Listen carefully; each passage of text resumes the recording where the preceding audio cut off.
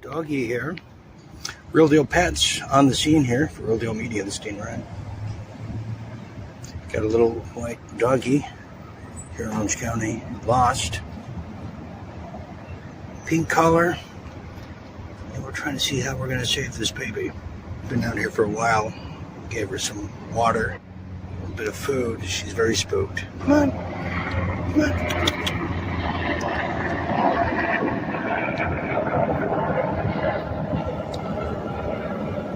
We continue Real Deal Pets. Poor thing. I know. Like, you can tell. I mean, looks like she's been out here for a while, though. Because I know. She looks kind of skinny. Yeah. She probably lost, too. Poor thing. She drink from the water at all? You can tell she's scared. She's got her tail between her legs. Yeah. Oh, she will. These people drive like maniacs out here. Oh, my gosh. Yeah, it's so bad. People just don't even... Animal control is here. We're going to save her and give her a home.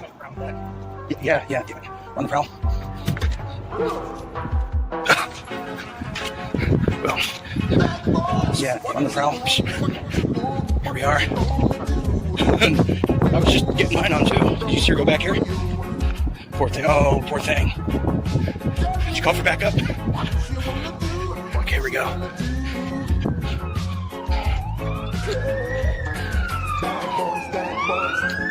Just on the prowl. What you gonna do? What you gonna do when they come for you? When you were 8 and you had bad traits, you go to school and learn the golden rule. So why are you acting like a bloody fool? If you get hot, then you must get.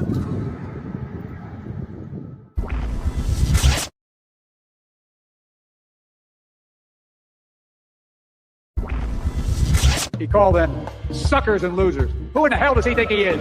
Who does he think he is? Who does he think he is, Sean Gregorian? Who does that guy think he is?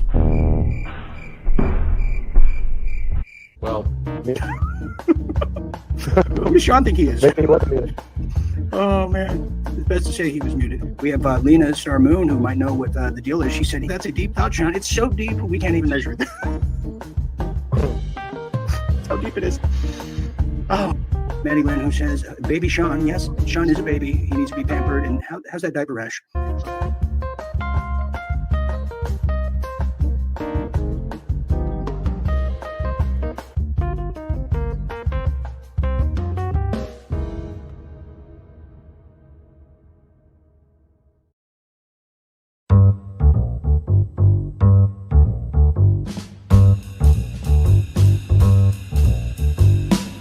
Tonight on Late Night Update, Dean Ryan, we have Cartels versus ICE.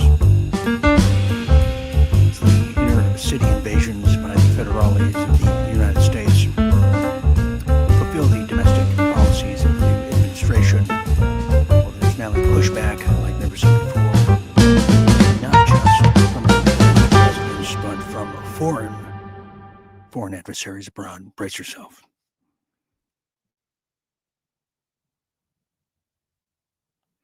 Welcome everybody to Late Night Update. Hi there, I am still Dean Ryan here, is joining you with our News Radio edition. You know, you're going to cherish these series once it's over, but in the meanwhile, just a quick announcement if you're new or if you're catching up late, because we have some people who might be confused. We had a virus hit our main computer roughly 2.5 weeks ago. Took down our entire system. However, the good news is myself and our tech assistant for Real Deal Media have pretty much, we're about to acquire the proper computer system for RDM going forward. And that's just about to be finalized. And so you're going to see a major comeback next week. So we should cherish these moments as we all gather around the radio, shall we? Anyways, so we're a little limited, so we apologize. And tonight, we're going to be getting into the Cartels versus ICE, because now begins the major crackdown by ICE that's continuing, I should say, not just beginning, but with that, you now see the PR, the press the prostitutes, as they've been once referred to, really putting some stories out there. They're going to tug at your heartstrings, but what they don't want to share with you is now exactly what beyond the Democrats who are now calling for state of emergencies over there, at least in LA. You're going to see that spread across the U.S. Well, who else is putting a fork in the road to or towards ICE?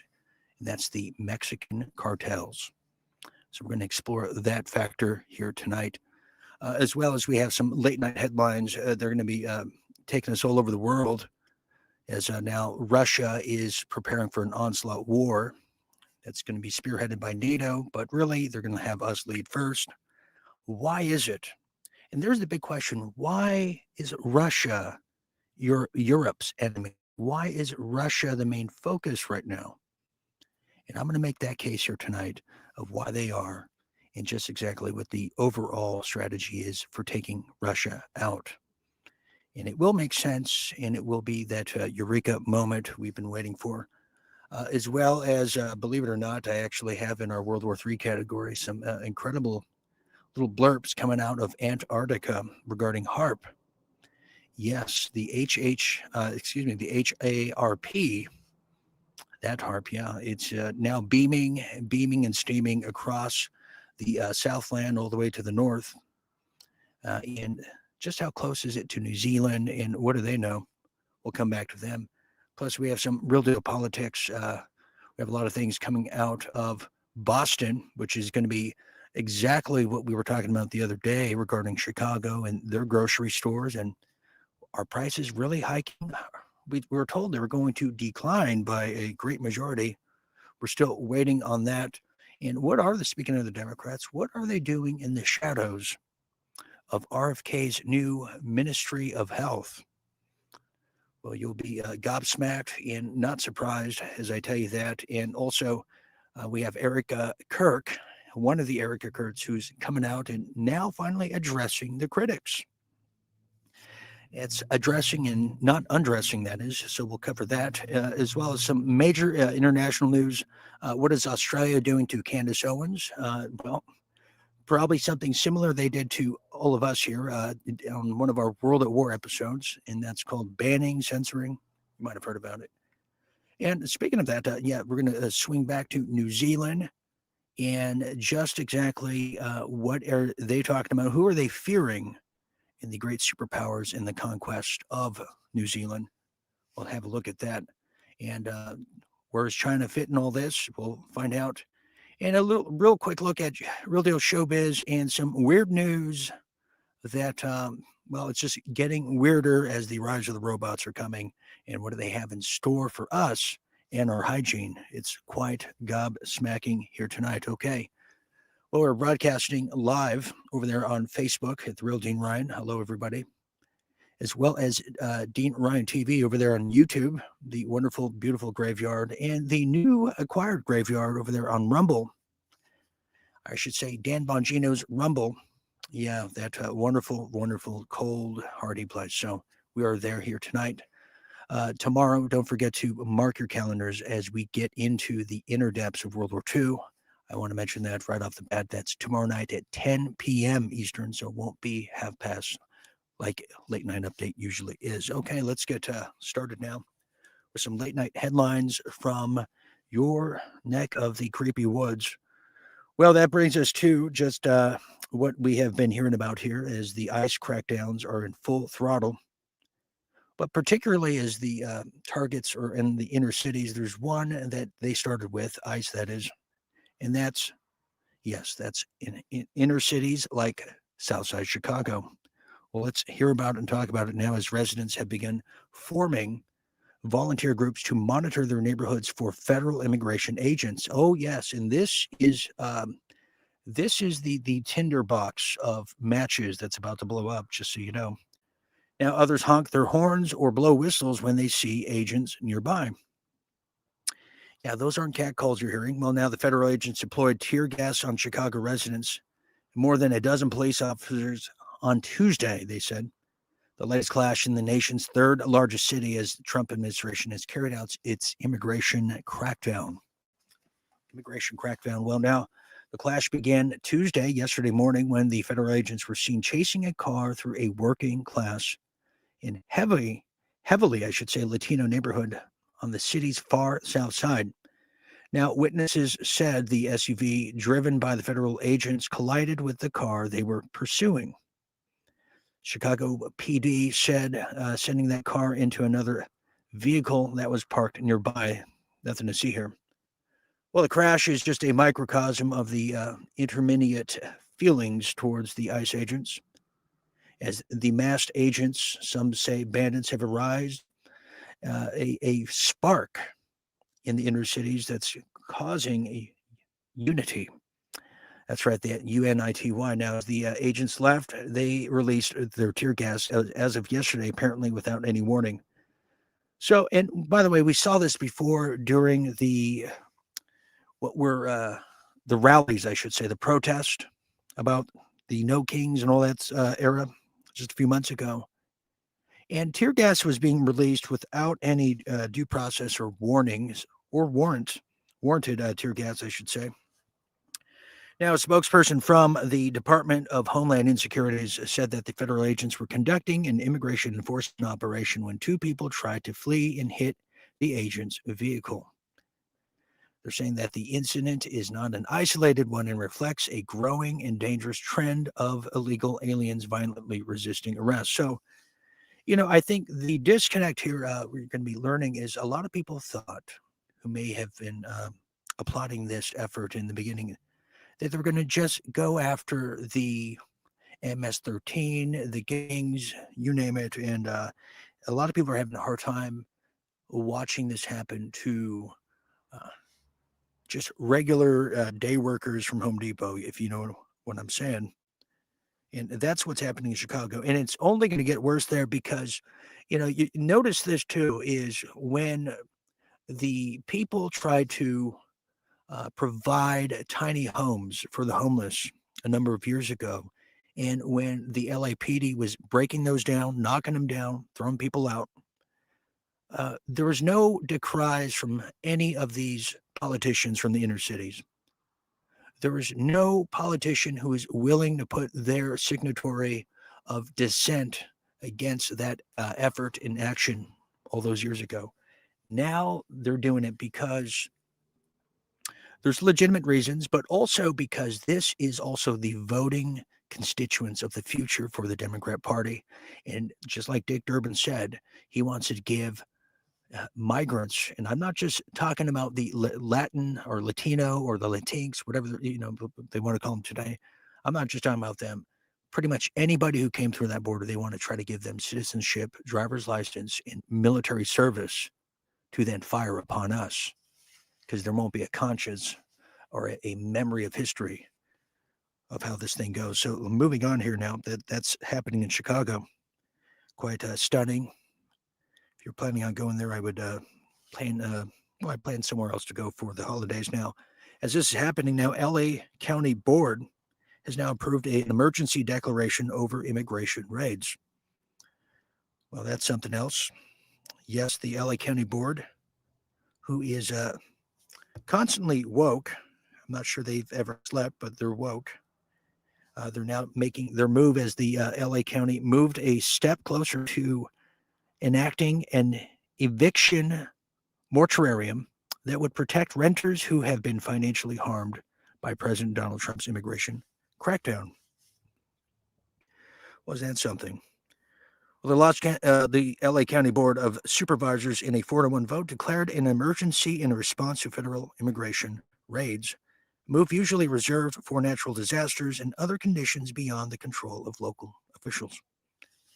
Well, the vote allows the Los Angeles County to impose an eviction moratorium that would protect the renters from eviction for failing to pay rent if they can prove and provide that they have been financially impacted by the immigration raid. Such a moratorium would still need to be voted on by the board, and I'm sure they'll get that passed, whether the person knows it or not. Now, renters would still owe the money to their landlord and would need to pay it once the moratorium expired. Now, the declaration also allows the county to request funds from the state to provide more relief to those impacted by the immigration raids. Wasn't that something? What about those who have been impacted by the ultimate migration raid, which is the Chinese business billionaires who have now impacted California and its real estate market by buying homes in cash, lands, property, leaving them empty, vacant in some cases, which brings the cost of living and homes to an all-time high. So I'll be contacting the LA County Board and informing them of how that has impacted me and people I know. We'll see how that goes. But it's now said that LA has been the epicenter of the effort by the Trump administration to deport immigrants. Now, just past June, just to recollect, he sent the National Guard and the U.S. Marines into the city to protect federal buildings and protect ICE agents.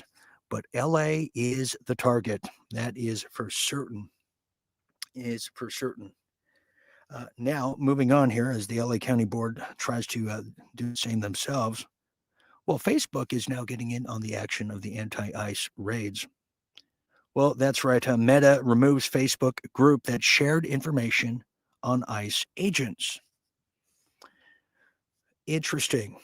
Very interesting, as the Facebook page was taken down for, quote, violating our policies against coordinated harm. Well, they won't do that for me when I'm getting targeted by others. Isn't that interesting? But enough about me. Now, Meta on Tuesday removed a Facebook group, as we shared with you just earlier, to share that shared information about the ICE agents in Chicago after the Department of Justice requested that it be taken down. The Facebook group was removed for the company of called the following outreach by the Department of Justice Attorney General and Best Supporting Actress Pam Bondi, as she said in a social media post earlier, that it's a dox and target effort by this Facebook group. Now, the Facebook group called ICE Citing Chicagoland, which is a mouthful, had more than 80,000 members before it was removed. Now, Meta spokesperson Frances Brennan confirmed on Wednesday that the page had been taken down for violating a whole host of policies that she can't recollect at the moment. But Meta, which also owns Instagram, sadly, and WhatsApp, was the latest tech giant to remove content in response to government pressure. Last week, Apple and Google removed apps used to track immigration agents from their app stores. Now, that included the ICE Block, a free app with hundreds of thousands of users, which let people anonymously share the ICE locations and where their agents currently are. So this is happening as the ICE agents make their way to cities like Chicago, as we previously stated, Los Angeles, Portland, New York, D.C. This is going on big time as the clash of civilizations is now upon us. So that is one way of the new resistance for the illegals. Well, there's also another new fashion that is now in place now to stop ICE agents, and that's coming now, which is the title of tonight's episode. It's coming from the cartels. This is a very, very important story, as now the cartels are now issuing bounties up to $50,000 for hits on ICE, CBP, and agents all alike, like the DHS. Well, that's entirely correct. Now, there is an incredible intelligence that members of Mexican drug cartels have now offered a tiered bounty system for hits against ICE, U.S. Customs and Border Protection, that's the CBP, as well as the Department of Homeland Security officers themselves. This comes after 2 weeks ago, the Justice Department changed a member of the Chicago-based Latin Kings with putting a bounty on Greg Bovino, the CBP, the Customs Border Patrol commander overseeing the surge operations in Los Angeles, Chicago, and Portland. Well, that answered my last decry from the last segment, didn't it? The last story. Well, drug cartels now, they're saying, have, quote, disseminated a structured bounty program to incentivize violence against federal personnel. According to a press release there that's familiar with the matter. Federal agencies alleges that cartels are now offering $2,000 for intelligence gathering and doxing of agents, and a whopping $5,000 to $10,000 for kidnapping or non-lethal assaults on standard ICE and Custom Border Patrol officers, and up to $50,000 for the assassination of high-ranking officials. Well, that's just alarming, isn't it? And just alarming that this is happening. Now, gangs like the Latin Kings, as we previously stated, have deployed something called spotters. Spotters are armed with firearms and radio communications to provide the real-time movements of the Customs and Border Patrols and ICE agents, according to the DHS.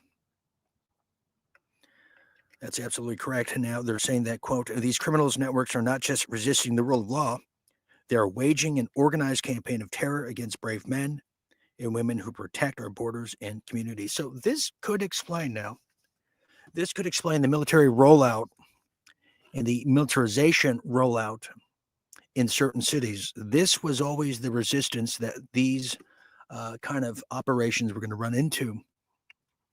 Not to mention the potential false flag opportunities for an Operation Gladio of sorts, where they're just mowing down large crowds, things like you saw in the Vegas massacre, which would cause complete chaos and bring and overspread the city cops across the city. Now, the DHS report comes amid a legal battle surrounding the deployment of the National Guard troops over there in Chicago, and part of a protection for the immigration officers themselves. And now, but that was blocked. It was blocked temporarily by District Judge April Perry, as she blocked the deployment of troops from any U.S. state into Illinois, ruling that it will be in effect at least for 14 days. So there you have it. It's a full on right now. See, this was always the backhanded, the underhanded, the heavy-handed, shadowy hand, if you want to get into it, of the Democrat Party by using the cartels. We have on record that Joe Biden in 1995 had hired cartel hitmen from South America to come to the U.S. and kidnap John F. Kennedy Jr., who I'm not sure. Can we just call him John F. Onassis Jr.? I feel better about that. And if you know what I'm talking about, stunning, isn't it? Also, we know that the cartels were used to kill Seth Rich, who handed over the information, the hard drive, to WikiLeaks back in 2016. And no, it wasn't the botched robbery that didn't take his wallet, his watch, his specs, or anything of the sort. We know it's the cartels that have been used for quite some time. And I'm not just saying it just by Democrats alone, but the political establishment as we know it. Moving on here. Well, finally here, as we round up our late night update headlines, well, we come back to the domestics here, as now Florida is, well, when they're not busy swatting mosquitoes all over the place in Florida, well, the Sunshine State has now a new crisis that's creeping up. Yes, this is a crisis that it's a creepy one, and it's keeping it on the down low. In this case, now Florida's housing market is flashing a warning for the rest of the United States. This is a big one.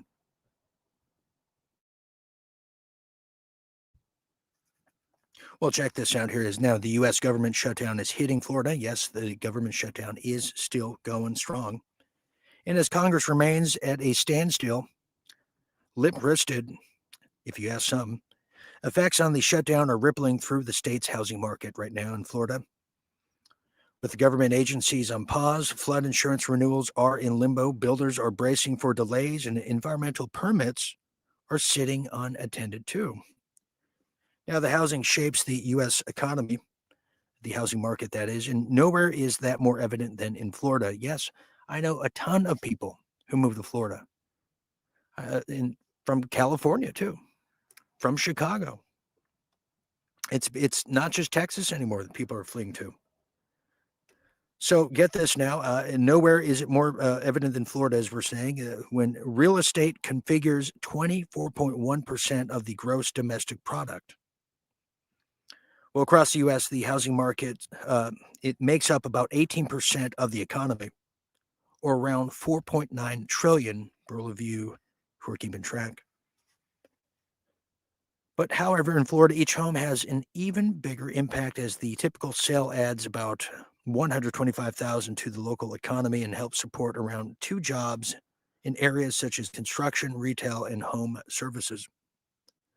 Now, it was when Florida was enduring amid the government shutdown, it should serve as a cautionary tale for the rest of the U.S.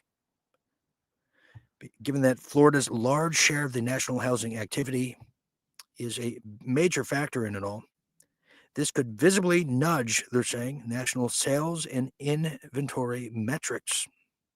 And that's coming from someone who's very familiar with metrics over there at Realtor.com. Basically, it's a large economy wager there. But now they're having some problems. It's vulnerable because one of the most flood-prone places in the country can't get their insurance. It has about 1.8 million federal flood insurance policies that are just sitting on the table with no signatories to be heard or found. So that's just a small example of what the shutdown's doing. But I'll say that people like Fannie Mae and Freddie Mac, the government-backed companies that help people buy homes, well, they're at a standstill as well. And I'm willing to even say, Florida aside, yeah, because Florida needs a lot of those government protections due to the hurricane-like nature that's over there, the swampy nature, and just the amount of Haitians who are walking around looking for something to do. That's a place that needs it. But you're going to see another big hit too, because Vegas right now is pretty empty. A lot of people go there right after the summer due to the hot heat disappearing. But that housing market is always usually the first one to get hit hard. But now we could say Florida is added to that list too. So if you're buying a home, I pity, I feel bad. It's hard. Well, that brings us to World War III news. This is something I've been thinking about now. Russia. Why is it Russia? Why was it Russia in 2017? Why is it Russia now? Well, now all the new just pro-EU, pro-NATO kind of articles are going to be coming out, and this one is no exception. And they're trying to make Russia look like the aggressor. Just like we saw that and heard that, it was Russia who flew some missiles into Poland. And the Polish prime minister didn't even believe it, because it was Zelensky and his handlers who sent those missiles to blame Russia. Well, here we are again now. Well, this is coming from The Sun over there in the UK as the son of the B word. Well, they're saying the drones are coming as now Europe, England, prepares for Russian kamikaze drones to swarm skies above Britain. Government has warned as Iranian weapon is unveiled in Parliament. Now, didn't we just see this coming down the deep state pikeway? We said we're going to see some kind of configuration that's going to put some blame on Iran to build up a war with Iran. But they need to do it with Russia first. Why? And I think I figured it out. Well, Britain is now prepared for all this. The stark warning was issued today as a terrifying 136 weapons were downed in Ukraine. It was unveiled in Parliament today. Well, that's a lot of the Tomahawks that was provided by the U.S. to Ukraine all of a sudden. Well, now this just comes after weeks after Russian drones are saying violated Polish airspace. Oh. And who benefits from that? Does Russia? I don't think so. After a repeated sightings of unidentified drones in NATO's skies, now relatively cheap, lethal, and widespread, the drone has become Russia's weapon of choice against Ukraine. That's right. Since the start of the year, Russia has now fired more than 38,000 Shahid, they're called, Shahid drones, to wreak havoc over Ukraine, causing devastation on the battlefield and raining hell on civilian targets. So they're saying this is happening now. Let me give you the take. Here's my take on it. Why is there now a wholehearted effort by Europe, the EU, and NATO, and now why is the U.S. involved? We have an unelected president over there in Ukraine, Zelensky, who we told you here first was installed by Mossad. That's very key to the story. Well, there's a few things to it. Well, first of all, the EU and NATO, their existence without war is just a matter of days. Their survival is weaning on very unpopular policies and just unelected bureaucrats at the head of the EU that the normal average person in England, for example, did not just didn't vote. They don't even know who these people are, but they're making policies for individuals across the continent. So therefore, just like World War II, a war justifies their existence. A war pretty much whitewashes all the crimes, financial and others, like Netanyahu. It whitewashes those away into the memory hole. Therefore, a war is needed. Plus, the GDP goes up if there's a war. Here's the other reason why. Well, because the Greater Israeli Project was ultimately going to take the Khazarian Jews and Israelis into the original home of Ukraine. That's going to be Israel 2.0. That's why the Mossad installed Zelensky. But here's the big one too. And you're going to see this in the press. There's make no mistake that the coincidence and the timing wasn't just that. Well, just in the past 72 hours, we've seen a number of things happen. We've seen a major shift on the tariffs and trade wars now on China as a 100% hike in tariffs. You saw that on the same day as the announcement of a major uptick effort of the war in Ukraine. And also the vowing of Trump to send Tomahawk missiles to Ukraine that are large and long-ranged Tomahawk missiles, for that fact, which could fire and hit Moscow. Now, why is this happening in coordination? Well, there's the buildup to the war in Iran. Israel can't have a war in Iran when Iran's two biggest allies are Russia and China. And so they have to take Russia down. They have to weaken Russia to now have a war with Iran.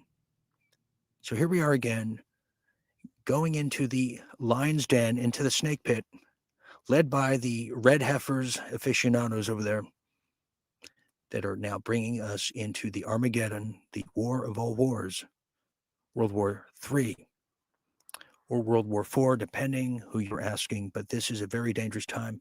And as this is happening, the War Powers Acts go into effect. The police state rises with new legislations that never sunset, and wartime industries that are profiting.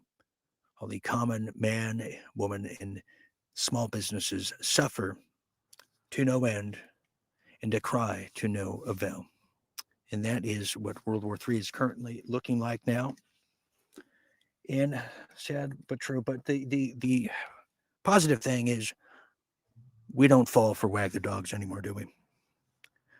There you have that one right there.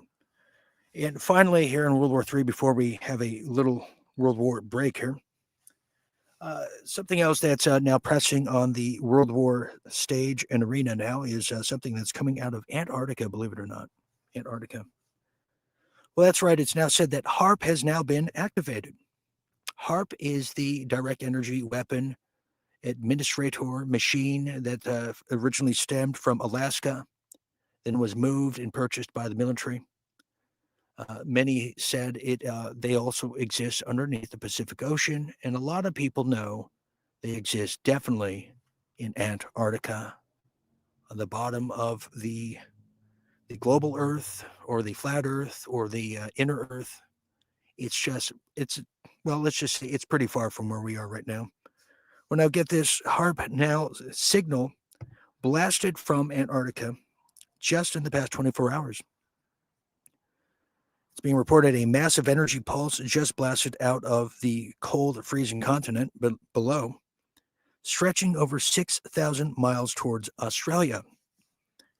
Now, global sensors lit up, and even experts are calling it very odd. Well, former Raytheon insider Eric Hecker Well, he said Eric Hecker warned that this was coming, claiming that the South Pole Station houses HARP-style direct energy weapons that can steer storms, trigger earthquakes, and alter the jet stream itself. Now the pulse is real. Was this a test, we ask, or the start of something much bigger to come? Well, they have HARP right there. Whew, a lot happening in the world. Well, on that note, we're going to take this quick break. I'm going to catch my breath and try to see if I can catch the Antarctica beaming harps. They're all over the place. You might want to look for the northern lights on that one. Anyways, you're listening to, I should say, Late Night Updates news radio edition here as ice raids continue. But the cartels say no, no, no. So it's a showdown. Anyways, we're going to take this break. We'll be back after this quick message. Stand by.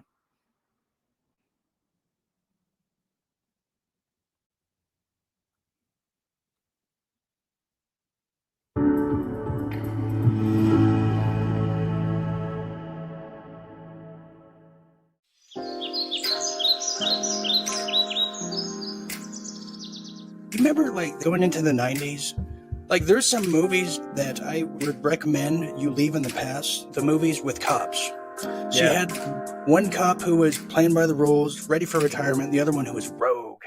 Took the badge. Maverick. He's a maverick. He don't play by the rules. He's dangerous. You know? He hangs on to 18-wheelers going, 90 miles per hour by the side and takes a fleet of army down, a whole fleet. Just talking about it, I get blurry. That's how bad it gets. No, there's no rules. Once you take the badge off, anything goes. It's full on too when the good cop who played by the rules his whole career goes, Right, I'm taking my badge off too for this one time. And you think about those films we grew up on is the cop movies, lawyer TV shows, the hospital shows.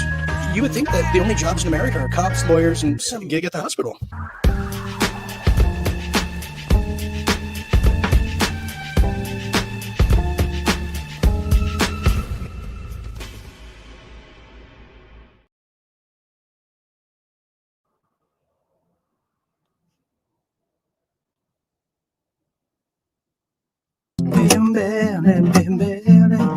Get this much away from me. No, no, you wouldn't be my bodyguard, and I can be your long lost pal. And I can call you Betty, and Betty, when you call me out. You wouldn't be my bodyguard, I can be your long lost pal.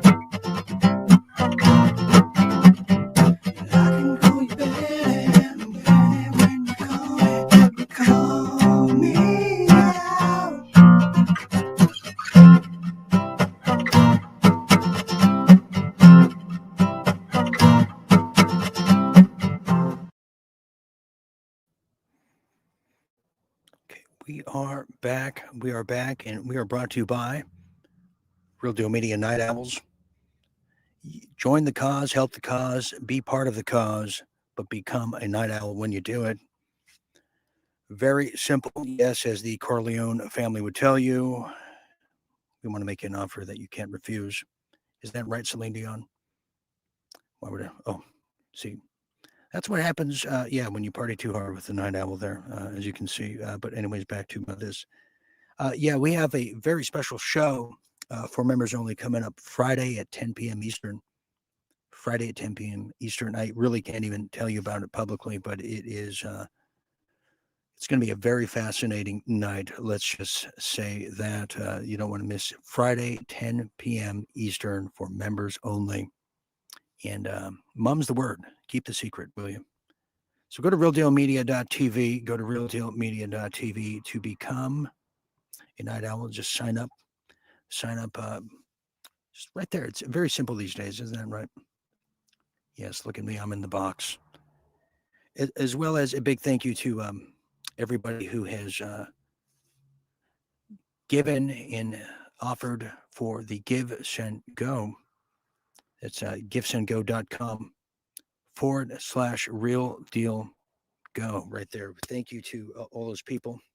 You know who you are. I just killed a mosquito and I'm quite happy about it. Excuse me. Anyways, yes, your donation, your contribution keeps these broadcasts going, and we thank you. And we're also excited to have our new computer system come. Just days away. Days away. And when everybody sees me again, you won't recognize me. No, you won't. Got a lot of work done. Got a lot of work done. Yes, plastic. I'm kidding. All right. All right, we're going to get back to this now. We're going to get back to our Cartels versus ICE. Yes, we are. News Radio Edition. Love it. Okay, here we go. So we talked about a lot of things happening now in the Arctic, all the way in the inner cities. Well, now that's going to bring us to politics, politicking, politiques. Well, there's some new studies coming out now as politics is just a reflection of our nefarious side, our selfish side. Well, here's a new study coming out about American Jews. I'm sorry, did I say the word American? Did I say Jews? What words can we say? Well, get this now. This is coming out of the Washington Compost. This is pretty eye-opening. They're seeing more American Jews are now beginning to shield identity in public amid anti-Semitism fears, a recent poll finds. Interesting. And, this is not unique. We've seen it throughout history now as the U.S. American Jews there increasingly say that they are hiding in their identity in a country where they believe they continue to face significant anti-Semitism and where slightly fewer than 1 in 5 feel very safe. A new poll coming out of Washington Post finds now the nation's 6 million Jewish adults are also skeptical of President Donald Trump's campaign to fight anti-Semitism on college campuses, with nearly 2/3 suggesting that he's conducting it for other reasons, according to a recent poll. Jews widely disapprove of Trump's performance overall, the results show. Well, generally speaking, that demographic has always been in the Democrat Party's pocket, and were the ones who brought communism to the United States when they came here from the far eastern sides of Europe. Now, the poll was conducted just a month ago before Trump held negotiations for the ceasefire that we saw yesterday, which has already been violated by Israel as they killed a Palestinian man during the ceasefire agreement. But that doesn't get the coverage, does it? And now, as the release of the Israeli hostages is now a thing, they're saying that's when the poll was conducted before all that happened. Now, nearly half of the U.S. Jews say that there is, quote, a lot of anti-Semitism in the U.S., and a similar share say that there is, quote, some in the U.S. of anti-Semitism, numbers almost identical to the results of a Pew Research Center survey conducted 5 years ago. Some ask if they conducted the Pew Research while in chapel. Well, a third say that they don't feel safe in the United States, and 2/3 report seeing anti-Semitism content online. Well, our question is, how do you define anti-Semitism? Is that people who are critical of the policies, people that are upset, people that are protesting in favor of a Palestinian statehood? Is that what consists of anti-Semitism? Because the anti-Semitism and the racist words and the those got tossed around a lot. And so it doesn't really pack the punch it did a number of years ago. So that's really the question, the takeaway from this. But I mean, the numbers are just staggering, overwhelmingly. It's just this fear. Did the Chinese Americans, what kind of fear did they have when people were figuring out that the virus from a bat who loved us didn't come from a cave, but it came from Wuhan? Was there laws in place to protect them? Well, the answer is no, must I tell you. Well, one clear development now that another poll finds 42% of American Jews say they have avoided publicly wearing, carrying, or displaying anything that might help people identify them as Jewish in the past year, which is up from 26% who said to a similar question. Yeah. So they avoid publicly wearing anything. Well, I can tell you some of these rabbis avoid a lot of deodorant because I passed one the other day and it's the same. It's the same aroma you get when you pass a Amish guy. I'll tell you that. So they're avoiding a lot of things. In addition to that, a lot of them are saying just 18% of Jews say they feel very safe in the U.S., while 51% say they feel somewhat safe, and 26% say not too safe. Do you feel very safe? No. You feel somewhat safe? I feel not too safe. And then some say not at all. So, okay, and then there's been high-profile threats in the attacks on the Jewish organizations in the temples, which we've discovered over time. It could always, you have to question, was it self-inflicted? Because we've seen this before. Ask Juicy Smollett, and he'll tell you. He'll tell you. Ask him how that winter vortex in that very cold tuna sandwich at 2 a.m. fared for him. So there you have it. So there's now people hiding the right identity. And they've had to do this before. But, rather than having a good look at what the so-called leaders of Israel are doing and protesting that, because if you really cared about Israel, if you really cared about the Jewish people, you'd be protesting what this crazy lunatic godfathers of the neocons are doing over there in Israel, which is fulfilling the prophet of Albert Pike. That's exactly what this whole damn thing is doing. In fact, today, the Pope Leo, was walking around with a white pale horse. Now, how symbolic is that in this manufactured revelations times, isn't it? Brought to you by Disney and the FBI. So there you have it. People are identifying different things these days. Now, as I tell you that, that brings us to Boston. Now, this is an interesting story because just the other day I was talking about the mayor of Chicago and his communistic module of what grocery stores should be going forward, meaning ran by the government. Sounds good, feels good, makes you want to hug people when you hear that. Well, it's never good. And I'm going to tell you why, because now Boston, over there in Massachusetts, which still honors the witch trials they had all those years ago, and that's still in law. Well, they're not sticking to tradition always. No, they're trying to be a progressive model that places like Venezuela and the former Soviet Union would applaud to. As now Boston explores government-owned grocery stores to help with rising food prices. Right. I mean, how else are we going to pay for the war here? I mean, a loaf of bread is going to make you pay for it. Now, Boston is exploring the option of government-owned grocery stores to help people who are struggling with their rising food prices. Now, the city council president, Ruth Z. LaJuni, and Councilor Liz Breeden requested a hearing to further discuss the concept on Wednesday. Well, what a concept. Well, the conversation, they act like they're the ones who discovered it and made it up.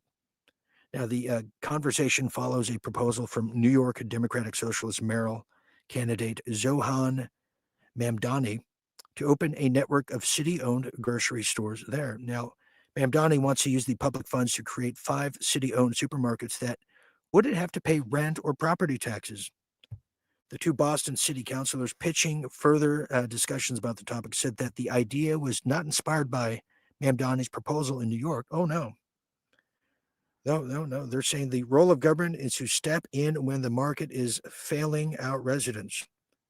The geniuses said the idea of government-sponsored, government-subsidized grocers is not a novel idea, but a profound idea. It's so profound. And the gulags are so profound. The torture devices are so profound. So profound. Now, the hearing order states cities and towns across the country have proposed and piloted publicly owned grocery stores before, somewhat recently, as means to stabilize access to affordable, nutritious, in culturally appropriate food, particularly in communities where private chains have withdrawn and declined to invest. Yet the childhood obesity is right on target in meeting the quota of obese children forever, as their lives matter and so does their calories. Now, some counselors have said federal funding cuts to the cities and the country's food stamps programs are causing such conversations to be had. Rising food prices are adding to concerns. That's right. Have you bought Lucky Charms lately? Now, there's an emphasis on Boston residents living in the so-called food deserts of the city, including Mattapan, Roxbury, and Dorchester. And this is coming from the city whose CCP mayor was pretty much mandating the people of Boston to take in Ukrainian refugees in their homes. And if they don't, we'll just take your home from you and give it to others. The same thing that's happening in England right now. So this is a communist takeover. Now, why it sounds good and it appears good, but it's terrible, is because the people who are not falling are the ones who are going to be paying for this. And eventually, when there's no more middle class, there's only billionaires and the rest of us, we're all going to have to be on the government food supply chain for the grocery stores. Then it becomes rationing. Then they decide who gets food versus who doesn't based on your social crediting score. That's right. Oh, what'd you say? What'd you say online about Israel? Oh, well, guess you're not getting your eggs and milk this week, pal. That's right. You're not getting that. You're going to give it to Matalib, who's here from Haiti, and give us the keys to your house too. Give it to Wang Wang from China. Yeah, they're going to be investing in your house now. It's not yours anymore. So there you have it. And that's what happens over time. You've heard about the rationing. You remember the 80s, everybody? You know, we heard about rationing. I remember being a kid hearing about how, in the USSR, they had to ration toilet paper. You're like, what? So it never works out, but that's where this is going. That's where these agents in place are going. And this is what is taught in civics class in colleges across the country, which these universities are communist indoctrination camps. Let's just be real here. How many parents have lost their kids not to police violence, but to communist indoctrination camps in universities? They're like, oh, my daughter, she was so sweet. Oh, but she went to UCLA and just came back as, Che Guevara. She's a young Jane Fonda, isn't she? And that's happening. And it's changing the mindset of this country now, generationally speaking. Now, the I guess you could say caveat, sadly, is the miracle jab is going to prevent a lot of these people, the young people, that is, from procreating. Which means guys like all of us out there, we have a lot of work to do to keep the human population growing. Just a suggestion. Anyways, moving on to the next one here. Well, from Boston, well, now that brings us to the blue states in general, as we probably will sit in Boston, as this one is very telling of the fight against Bobby. The fight against Bobby now is heading to a blue state near you, as blue states are setting up shadow public health alliances to counter RFK Jr. Well, spearheaded by the Paul Stanley lookalike, the Governor Hochul over there in New York. Well, she's spearheading the initiative aims to help states detect and respond to disease threats in light of public health funding cuts under Trump. Now, this is where there's this measles outbreak. They keep saying measles, measles, measles. They're putting it and they're putting blame on Bobby because of this. You have Anthony Fauci, who literally came out of the morgue, who's now popping his demonic evil head out of the just pothole, saying that there's going to be a new wave. This wave they've been trying to get going since 2020. There's going to be a new wave scare that's going to flood across the United States and the world. And we see this happening now. We see it happening in Indonesia. You're going to hear about just this new form of measles that's just spreading everywhere. It's going to go to Europe. It's going to cross Europe, and then it's going to go into New Zealand, probably first. New Zealand needs a lot of help, and they need a lot of help. That country is, they're just slim pickings and easy targets there. And then it's going to go to Australia, just like we saw 5 years ago. Then it's going to go to England, and then Canada's a given, and it's going to trickle down to the blue states. And this is why they have their shadow, as this is being reported here at the Wall Street Journal. The blue states are setting up the Shadow Public Health Alliance. Just like we had California, Oregon, Washington, Nevada, and Colorado just 5 years ago form a pact called the West Pact that said they were going to follow their guidelines for COVID and not the federal guidelines for COVID. This is the pushback. And that's why they're freaking out about these raids, because the raids are going after their henchmen. Because they were not that freaked out when the homeless were just getting thrown on the streets and all that by the city cops. That was not in their purview of concern. This one is. It's hitting the heart. It's their constituents. That's their constituents, not the American people, the other. It's ugly. It's ugly.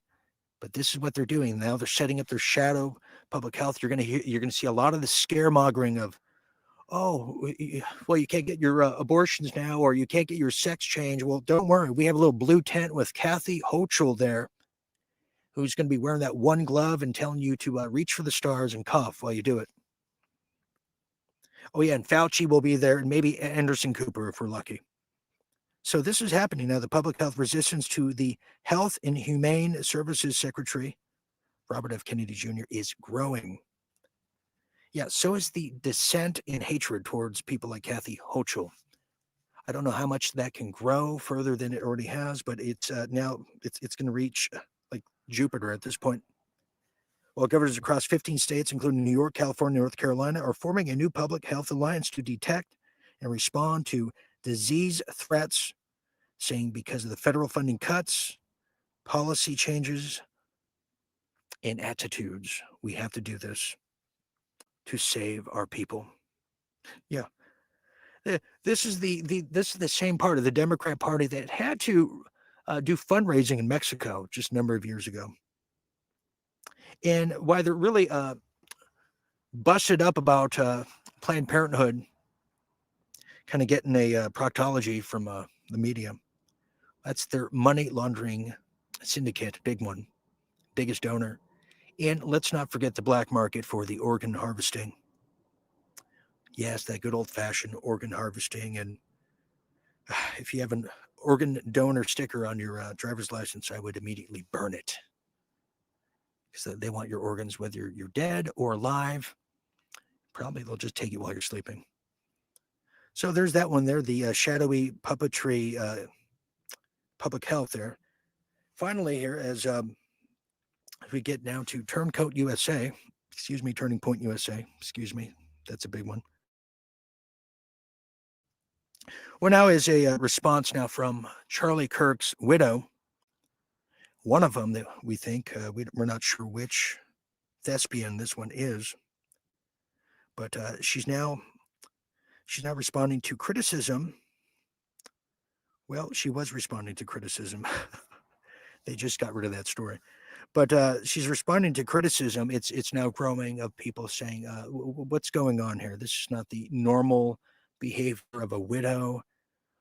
We know who widows are. We've seen husbands who've been slain, and we've seen how the wives of those husbands act. And it's nowhere near the acting that we've seen from this Juilliard production of the theatrical Erica Kirk and her ever so changing bone structures, presence, her ambiance, yet her unwavering courage to continue Turning Point USA with another courageous gentleman all the way from the deserts of Tel Aviv, Ben Shapiro.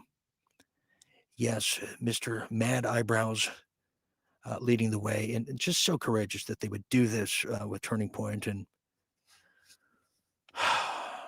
she's criticized, she's responding to the critiques the way I knew she would, of, well, we live in a country where people have different opinions, and they're entitled to that. That's what makes this country so great, and I will pray for them. And, for her to say that statement, it was not just a lethargic response, but a very much anticipated response. However, we're learning a lot of things here. We're learning that she made a blunder the other day when she said that Charlie Kirk, we're assuming that's his real name, but it possibly could be a fake name, that Charlie, she said, and I'm paraphrasing, Charlie is, the last time he received a phone call from the president, it was on Saturday, and it was during his Sabbath, she said. She called it his Sabbath.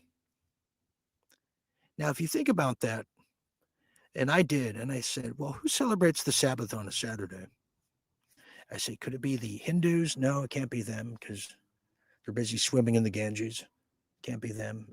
Could it be the Buddhists? No, it can't be the Buddhists because, well, you have the Dalai Lama who's, busy sticking his tongue down people's throats. Can't be them. Can't be the Catholics because we're not sure what the Catholics do. But could it be? Wait a minute. The Jewish people celebrate the Sabbath on Saturdays. That's right.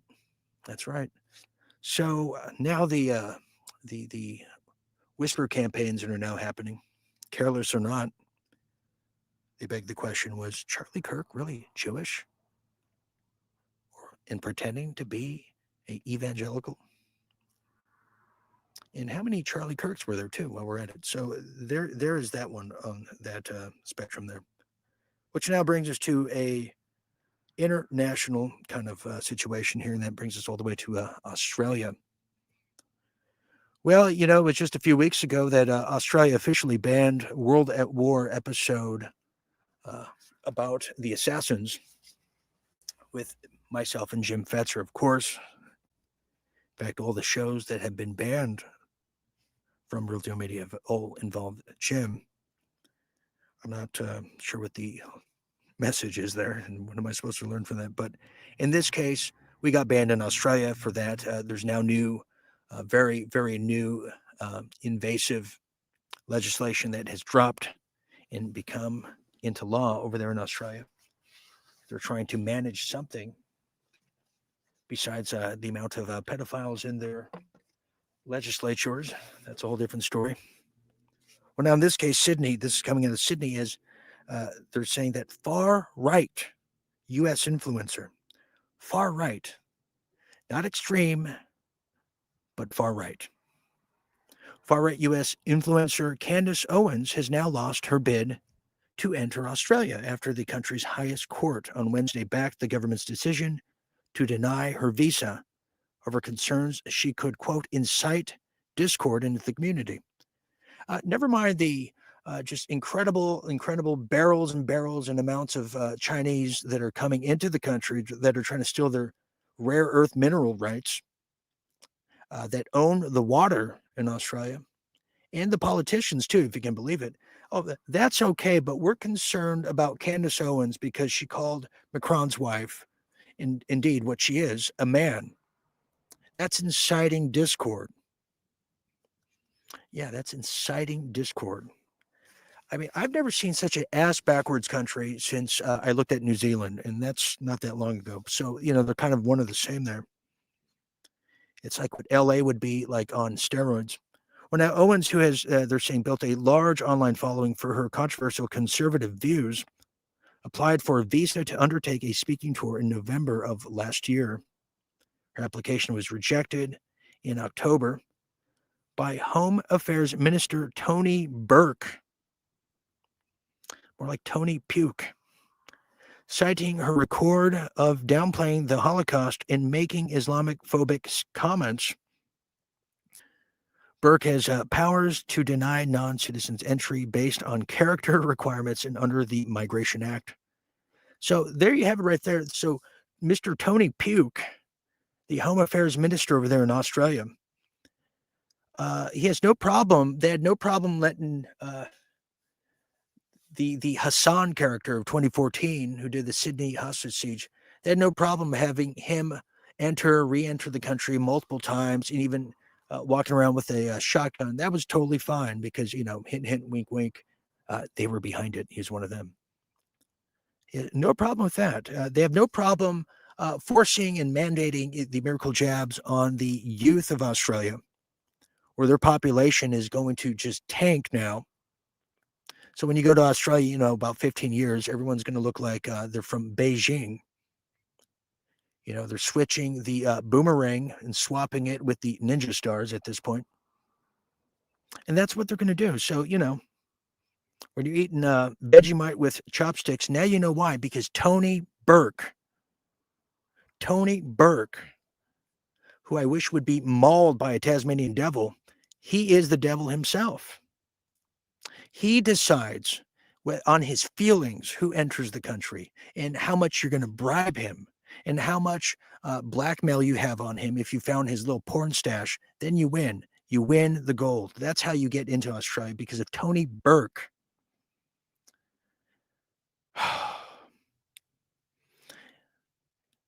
They're so afraid of Candace Owens. I've never defended this woman so much in my life before until this past year. This is just incredible. I feel like but you see, she's a symbol. She's symbolism. She's a symbolic character, I should say, of the message a lot of us are saying and a lot of us are thinking. And if they can stop that message with her, that means they're going to stop a lot of us individually who don't have the worldwide cameras and attention on us. That's why. If we don't fight for her right to party in Australia, well, we're not going to have any party to begin or end with in this case. Now, listen to this real quick, because this is very telling too, because the Court of the Migration Act provisions imposed a burden on political communication, but served a legitimate and justifiable purpose in protecting the Australian community from visitors who would, quote, stir up, encourage dissension or strife on political matters. So basically, they're saying the people of Australia are a bunch of little babies who we have to decide what's good for them. We're the nanny state. And we are the nanny state because we took their guns away, because we had a Port Arthur killer and 7 paramilitary guys go with him, but don't tell anyone. Just shoot up the place. That's so we took their toys away. See, and this is what happens. See, in Australia, the best day of the week, again, is tomorrow. And nobody really knew for the longest time who was in city council, who's the prime minister, and nobody got involved. And that's the problem. When you don't do politics, politics does you, especially on the local level. Because I can tell you right now, like in Huntington Beach, California, that city council is corrupt to the fullest. And they're going to carry the narrative, as flawed as this narrative is, because they have ambitions for higher office. So yeah, we should get the money out of politics.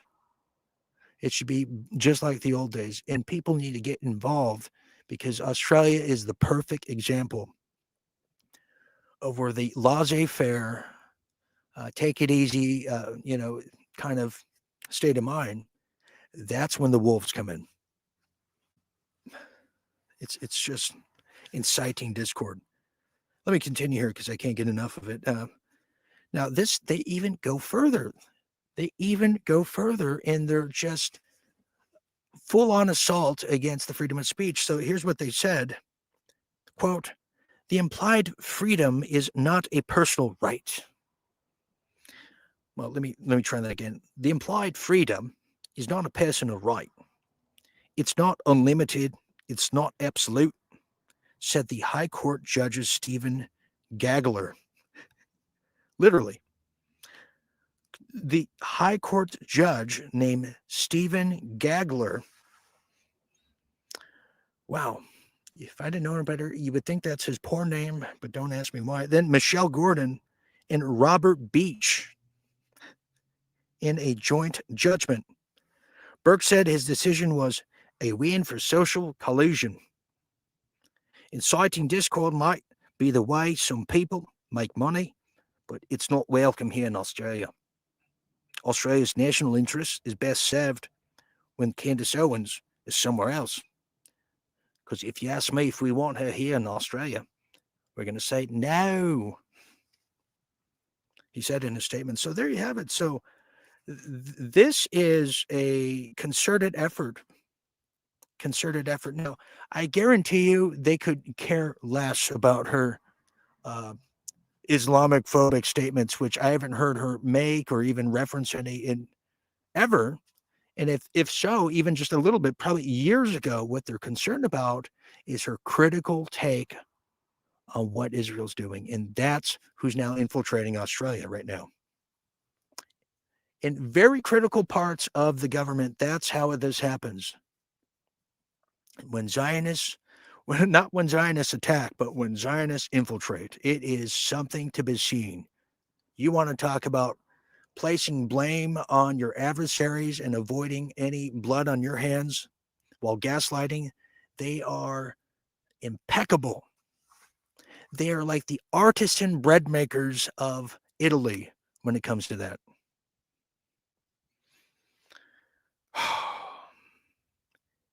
And I got to be careful in case I want to go fly back to Australia.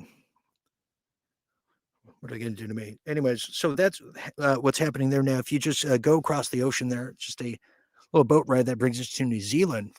Now, here's the correlation here. Now, get this. New Zealand officials say Pacific nations threatened by great power contest over deep sea minerals. That's right. New Zealand's defense minister, which I thought it was an empty post, but still could be, warned in an interview that small countries in the South Pacific face growing pressures from great power competition for their rare minerals and fisheries wealth, and that more action was needed from regional neighbors to help preserving islands' nations' sovereignty. Well, little too late. They're so busy getting a coalition to get Candace Owens out in that whole area that they let the Chinese right in. That's right. They let the yellow Chinese rooster take all the rare earth minerals and also give them the indoctrinated idea of just containment camps, isolation camps for those who are not miracle jabbed. That's coming back too. And then they let that talking horse Jacinda in, who just totally changed the game. I'm surprised somebody should knock her teeth out, don't you think? Because they're fake anyways. So yeah, they're worried about the nation states. So they're worried about China, who's taken rare earth minerals in Australia. They own the water rights in Australia. They own New Zealand. They're up and down Africa as we speak in a just imperialistic war and turf war with the United States right now in Africa for the rare earth minerals. You have Elon Musk, who's on the Chinese side as he's getting the cobalt minerals that fuel his Starlinks and his cars that are just the ugliest thing I've seen. But, they said that about the Buick years ago, and, they were right. So Judith Collins, who oversees New Zealand's intelligence and space portfolios. Well, there's a new position you've just, never heard of. Intelligence and space portfolios. Not even, what the hell is even that? I'm the Minister of Space Portfolios. This is my Secretary of the ESOL. Yes, and that's my Deputy of Watercolors and my Secretary of Pastels. Spoke to the Associated Press on Wednesday now before departing to Washington, D.C., where she will meet with Trump and Secretary of War Pete Hegseth and the beauty queen herself, Kristi Noem. So they're now figuring it out as New Zealand, the nation of 5 million. I thought it was 4. I thought it was less than 3. So now it's 5 million. It's part of a vast region of mostly small island countries, once seen as remote from global tensions, but now seen as value as China's encroaching presence in the region in recent months, evidence as global security importance. So let me tell you this. This now plays into what I was sharing with everybody. Why is there a concerted effort right now of going after who? Russia and China. This problem we're talking about with New Zealand that you're hearing about, oh no, this wasn't just a problem now in 2025. This was a problem for well over a decade. And if you really want to get down to it, 1997 would be the key year. You want to start looking into this. You saw Hong Kong get their independence, but you also saw China really making their way for it and making their way to the land down under. As the new century, the 21st century, was promised to China, you had Microsoft build their social networking and social crediting scores apparatus around the whole country. That was the key year. But now, because Israel, whose Mossad is the theatrical geniuses from a very deadly place, have installed the right people that make decisions in the very limp-wristed soft countries like New Zealand and Australia, England, Canada, that now they know when to start circling their enemies and how to work together. And the Five Eyes, is like a 5 Mossad eyes. So this is what they're doing. So they're demonizing, going after China and Russia, and rightfully so in many of these cases, but it's the timing that is beyond suspect. It's beyond all that because it's telling, because they want to weaken China, weaken Russia, to then go for the throat punch and go in for the kill for Iran. And that's the truth. And maybe this is why Iran's military officially early 2024 went into Antarctica and broke the Universal Treaty. No military was allowed to be stationed in the very, very cold tundras of the Arctic. Maybe this is why. So it does not fall blind on us here. We are the Night Owls. And as I'm telling you that to finish off the segment, well, Trump administration now officially has now slammed China's global power grab on rare earths and threatens to triple-digit tariffs. Now, how much more evidence do we need? This is now being this should be the official sign right there, the official validation needed. They're doing it now more than ever. So Treasury Secretary Scott Bessent and U.S. Trade Representative Jamie Greer, so far no word on the U.S. Space Portfolios representative, who we can't seem to find, but you can elect me. Well, they spoke just today about what they refer to as, quote, global power grab by China. Now, the Trump administration officials held a press conference today, and they said that they are, quote, constantly focused on the Chinese chokehold on the world's rare earth and rare earth minerals. Yeah. We don't want to escalate conflict, blah, blah, blah, but they're stating the obvious. And a lot of reasoning, too, for this, outside of just weakening them due to Israel, is China is vying, they're positioning themselves and vying to take control of the world's AI. And a lot of this stuff requires these cobalt minerals in these far off places to conduct such procedures and operations. So there's that factor too. It's complicated, I guess we could say, but it's not complicated enough to see what is happening here in the concerted effort to weaken the superpowers of Russia and China, because we know what the end game is in its war with Iran. So very, very enlightening. Almost finally. It's now, this is really telling here too, as the real estate market's now going down. It's now said that TV and film production in Hollywood, as we know it, hits historic lows. And this is so true. And I'll just tell you just a few tidbits. But look, I have a very good friend who was a writer on The Tonight Show, SNL, another major daytime show, won a daytime Emmy. Incredible guy, great writer, hard worker, very successful, incredible resume. He can't get work now in the industry and has to now work doing stand-up on cruise ships, which is I mean, not to take, I mean, work is work and wherever you can get it, but usually cruise ships are for kind of retired comics, people, that's just what I'm saying, not someone of his stature. In addition to that, I have another friend. She was very successful in the voice acting world. So much so, she was the official voice of Leia on the Star Wars video games, Princess Leia. Well, her job is now in danger, like many others out there, as now artificial intelligence is now taking over the voice acting world big time. And the studios could care less because it saves them a lot of money. But this one is very telling as well. Now, on location film and TV productions in Los Angeles has now fallen by 13.2% in the third quarter of 2025, this year, continuing a multi-year decline. And this also affects all the businesses around, the studios, the fashion district.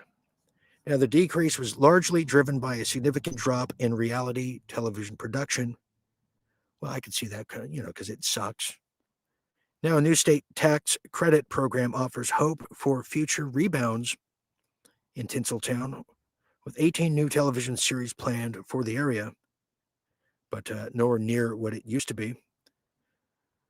Now, so while feature films saw the slight increase of 9.7%, with 522 total shoot days of television, the region's main production driver was down 20.7%, which is television. So everything is down. And they just haven't figured out that the taxes are high, the bureaucracy is high, and where are people going to shoot their films, their television? Well, they're either doing it from the confines of their own home, or they're going to New Mexico, which is going to be the new staple of a Hollywood 2.0, I guess. Yes, over there in Santa Fe, in Albuquerque, I must say. So there's that one. And finally here, before we go the way of the Chinese rare earth buffalo, well, now here's some weird news for you as a takeaway from tonight, and kind of a last symbolic thing of where the country and the mindsets are going. Well, as AI is taken over, and time is currency, and people don't have enough of it, well, there's a new creation that's being unveiled. You have to see it to believe it, but I'll try to illustrate it through our theater of the mind as much as possible. Well, now there's washing machines for humans. That's right. Don't have time to take a shower. Taking a bath seems a little too aching. When they have the opportunity to have your entire body washed by a human washing machine that rinses your whole body inside a giant pod and even plays movies while you wait. That's right. That's right. You can watch the fledgling Hollywood films before they're pretty much dust as you're getting your dust washed away. Well, a bizarre human washing machine that cleans you without needing to lift a finger has been revealed. The giant pod even has a projector so you can watch movies as you're effortlessly watched. You can check your emails. You can go on TikTok and talk about how great Israel is. You can do all that stuff. Now, users just sit back in the tub that automatically fills up and sprays them with water after you wash the soap away. There are also sensors to detect physical and mental wellness as you bathe. These are projected onto the screen. The so-called human washer of the future was on display just recently in a science expo over there in Japan, which I had tickets to, but no one to go with. Well, they claim that they need to scrub yourself in a, quote, a microscopic bubble, which will remove dirt from your skin, and it will save you time and save you from having to worry. The huge gadget is set to appear in hotels around the country of Japan very soon, and maybe even make its footprint in North America even sooner. Well, that was comforting. I feel like I feel so dirty, and I need to take a human washing machine bath, don't I? Well, on that note, my final thought here is, there's so much disinfo out there, but I think everyone has kind of the same feeling and vibe about what's really going on here and what we really need to do about it. So I'll just leave it at that. But I do want to promote tomorrow night is, I believe, Thursday night. We will be doing a very big special here as our news radio edition continues this week only. We're going to be joined by Matthew Millen, a historian, a filmmaker, friend of the show, and a music lover like myself. He'll be joining me for a long conversation. I believe we're going to do a late night thoughts kind of ordeal at 10 p.m. Eastern, 10 p.m. Eastern. And we're going to cover some of the nuances of World War II that we have yet to hear about. You know, we heard about how evil Mussolini of Italy was, but we don't even know why. We're just told they're evil. We're going to learn about the origins of the Bolsheviks, the Zionists, and further explore why Russia today is being just onslaughted with hatred, PR, bad PR against them, and why is that? And we're going to have a look at that and what really truly took place in Germany. Why did certain people get kicked out of Germany during that time? We were never told. So we're going to be talking about that as the history revisions of tomorrow night will be the theme. You don't want to miss that. As well as Friday, we have a very important special members only talk interview. You don't want to miss that. So members, you'll hear more about it very soon. All right. For all of us here at Late Night Update, Real Deal Media's Finest, I'm Dean Ryan saying thank you for sharing a bit of your night, putting up with our news radio edition all week. I'll be back tomorrow night. You don't want to miss it. Until then, always remember to stay tuned and stay awake. Good night, everybody.